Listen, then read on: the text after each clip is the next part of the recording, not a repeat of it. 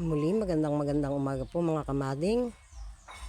Akin pong ilalabas yung aking nilabahan at baka sakaling iinit maghapon ay nang matuyo. Shout out po sa lahat ng followers, viewers ni Kamading.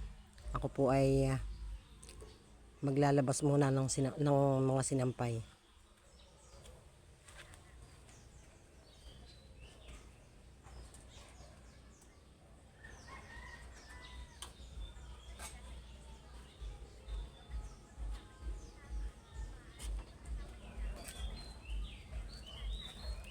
Ito po yung nilabahan ko kahapon.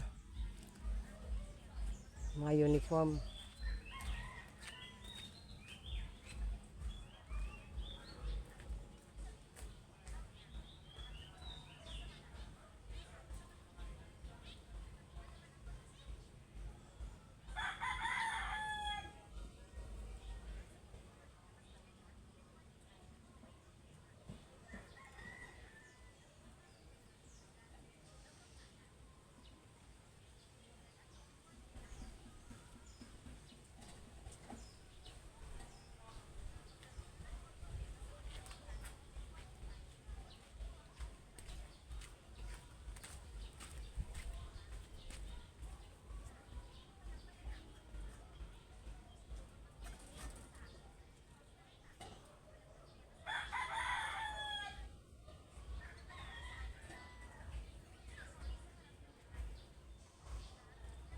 Para namang nakulimlim. Parang nakulimlim ang panahon.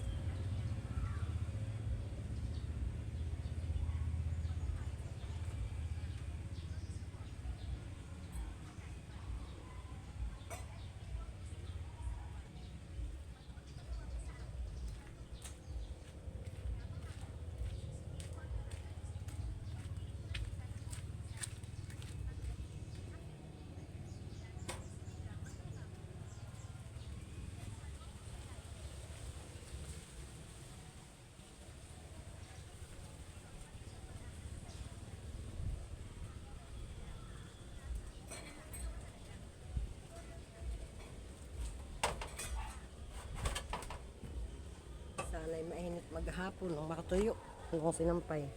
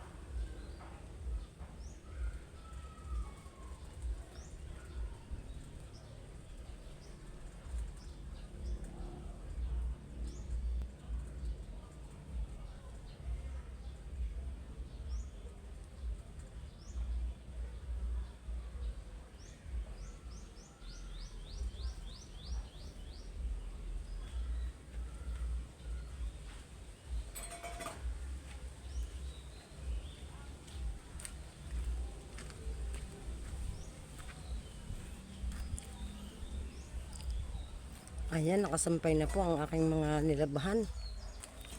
Pero nagdidilim po ang kalangitan. Papakiramdaman ko na lang po. Marami na naman pong walisin si Kamading. Ayan. Talaga pong araw-araw ang sukal. Kahit araw-araw na magwalis tayo, talaga pong ganito ang sukal. Dahil marami pong punong kahoy. Ayan. Iba't ibang klaseng mga tanim ni Kamading. May mangga, may kalamansi, may citrus, may avocado, may guyabano, may chisa. Ayan. Turmeric po ito. Natutumbok. At iyan po yung aking ikmuhan at ako po yung nagmamama. Nagmamama po si Kamading. Ayan. Ayun po yung aming kubo. Bahay kubo. Dadako po tayo sa likuran. Dito na po ako dadaan sa kabila. Ayan po. Nagbubulaklakang doon yung aurora. Ayan. Ayan po ang sukal ni Kamading.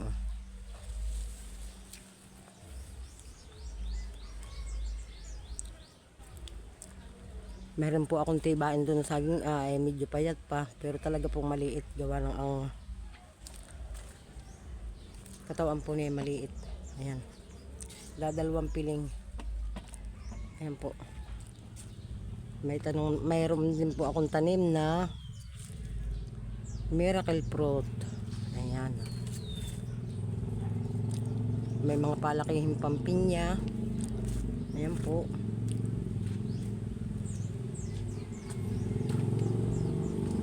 Ayan po.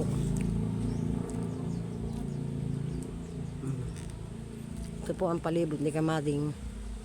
Lilibot po tayo hanggang likuran. Mamaya po sigurong hapon ako magwawalis. Ayan po ang pinya. Nakuha na yung dalawa. Dahil nahinog na. Ayan, may tanim po akong katakataka. Maganda rin pong pantapal sa may mga pigsa. Ayan, meron po tayong rubber tree na binubonsay at ililipat ko po yan sa malaking balde. Puputulan ko na ulit. Ayan po. Ang guyabano ay nalalaglag ang bulaklak.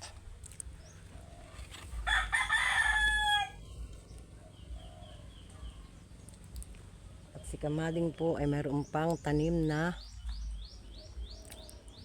ikmo po dun sa may kabila ng kalalawan. Ayan po, malago. Malago po ang dahon.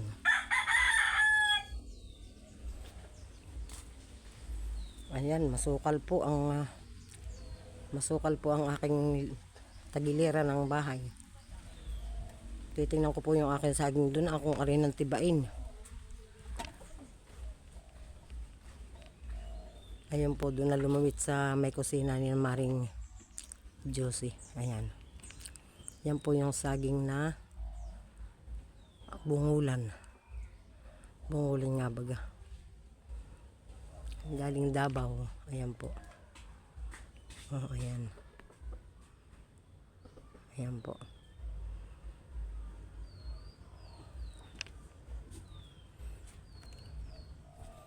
Ayan po ang kabuuan ng tagiliran ng bahay ni Kamading. Ayan.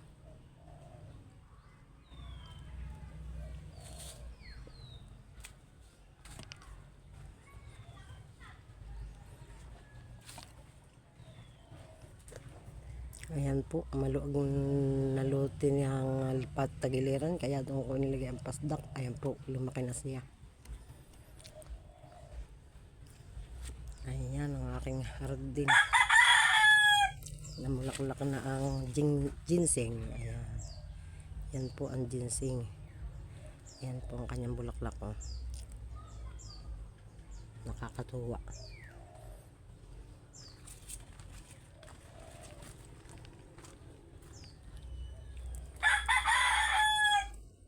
tayo po ay lilibot dito sa aking likuran. Ayan. Ito po masarap din ang laman. Yung variegated na araro. Ayan. Wala na po akong nakikitang araro na tunay. Yung green na green ang dahon. At nung po lumakas ang hangin ay humilig na yung aking malunggay. Yan. Si Kamading po ay may tanim ding kawayan. Kawayan na matinik. Ayan po.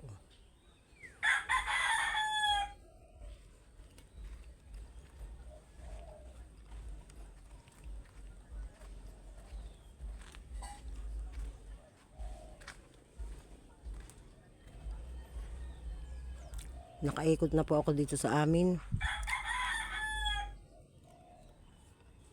Ito po yung kabilang tagiliran papunta sa may salas. Ayan po. Ayan.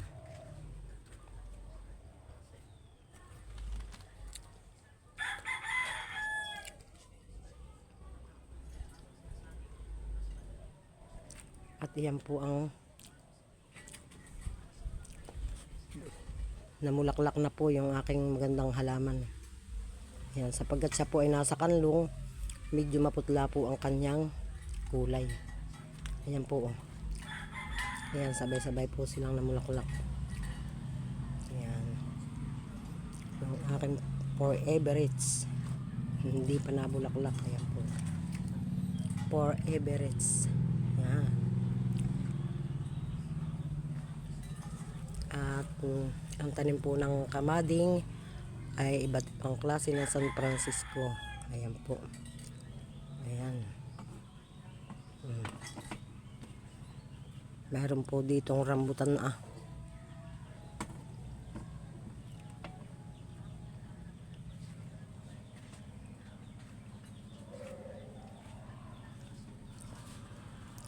At yan po ang aking tanim na santan. Ang tawag ng matatanda nung una ay hintay-hintay. Ayan. Hintay-hintay po.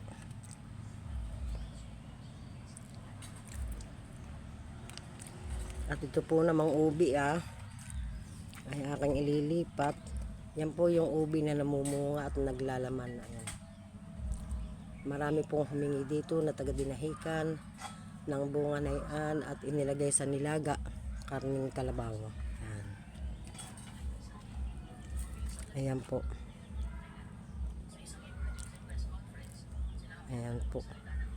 Ang aking mga tanim na San Francisco, santan. Tulog po yung aking dugi.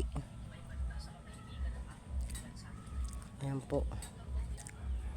At muli hanggang dito na lamang po ang pag-vlogs ni Kamading. Ang paggagawa ng content. Ayan, ang aking pong mga rose ay namumulaklak. Ayan po, oh. Ayan po. At yung aking orchids ay may bagong nasibol na bulaklak. Siya po ay white. Ayan po.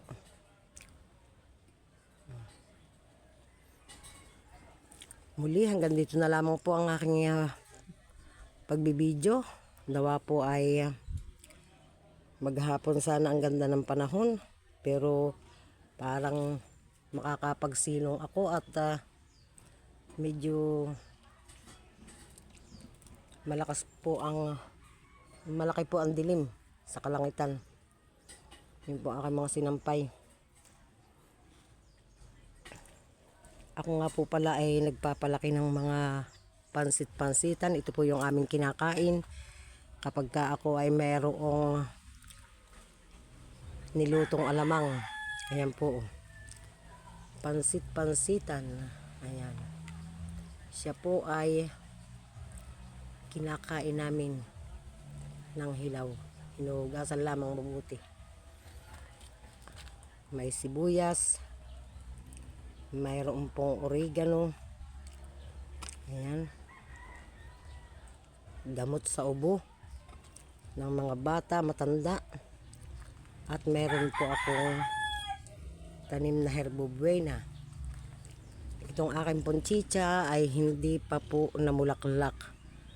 Noong nakaraang December, hindi namulaklak. Pero si kamading po ay nagpapatubo ng bago. Ayan po. At yan po ang pansit-pansitan. Pinapalaki po ni kamading para ako may gulayin. Ayan po ang aking harbobuena. Ayan. Yan. Ito po yung kalapit na ng aking kusina ng bahay kubo. Yan. Ingat po tayo palagi. I love you all.